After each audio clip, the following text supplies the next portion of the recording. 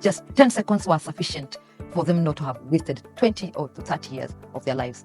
And even management of anger. If somebody would have been able to walk away, had he walked away, he'd have been able to escape all this. Oh, and my name is Lian Gitao. I'm a counseling psychologist working with crime CPOA in prisons and schools. I've been working within the prisons for the last 3 years. And what has happened within the prisons, we started in 2022 by providing psychoeducation of an array of topics.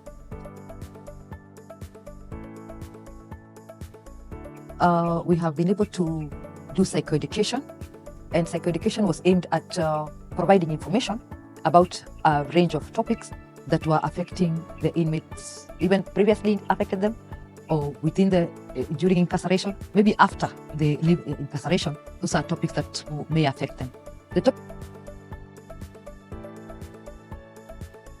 The topics included communication and communication skills, anger and anger management, forgiveness, conflict and conflict resolution, stress and stress management, mental health, substance use, alcohol and drugs and substance use disorders, reconciliation and reintegration, to mention a few. There was also skill building in the area of making soap.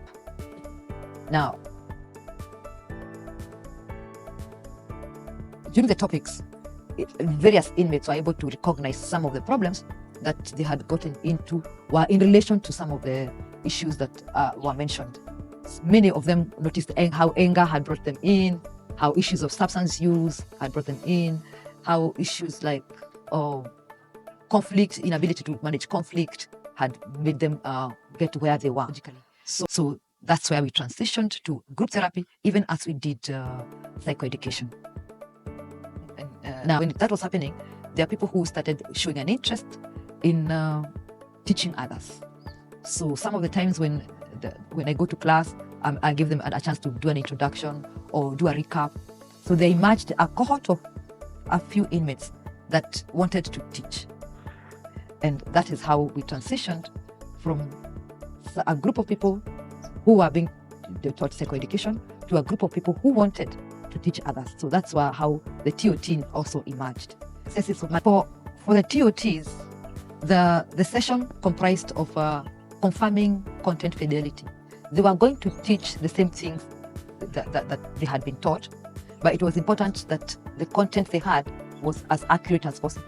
So the first task was to ensure that they had the right content, and this was done by them discussing the content to the peers. We still had psychoeducation going on, but this time they were given a chance to provide the information on those topics under supervision. After that, they were able to be taught to how to structure a session. How do you structure a session depending on how much time you have, and what methods are you going to use to deliver the content. So the methods of delivery were taught, and structure of the session was taught, and so that they were able to holistically start from identification of objectives, choice of how to deliver, and the content they're going to deliver. So that's how the TOT session was conducted. And after that, there was practice and practice until they were able to deliver sessions without need of supervision.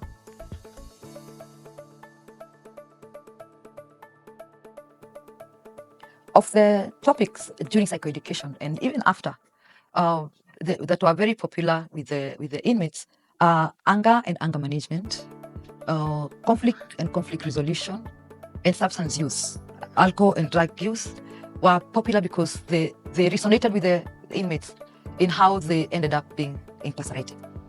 Many people were unable to manage anger, and they would confess if they had just breathed for just 10 seconds were sufficient for them not to have wasted 20 or to 30 years of their lives.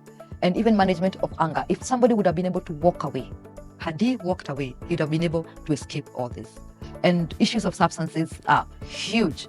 Some of the murder cases are substance use related or instigated.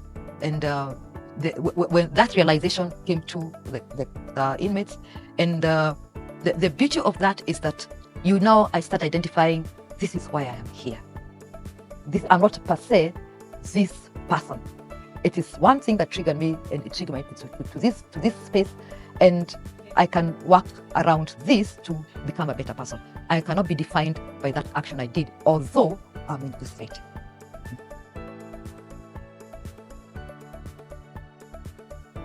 The activities that are done in prison outside here are maybe construed as abetting the crimes done by the inmates. However, the inmates have a right to health, and Chapter 4, their rights, the whole of Article 1, Article 2, Chapter 4 allows them to have health as a right. And mental health is one of the rights that the inmates have, and there's no health without mental health. Their ability to be in jail and having like 20 years, and then they get out, they need to get out and get reintegrated into the community, and they need to be in a certain state of mind to come back after 20 years. So the program is very, very useful, and most prisons, if possible, should be able to go through this.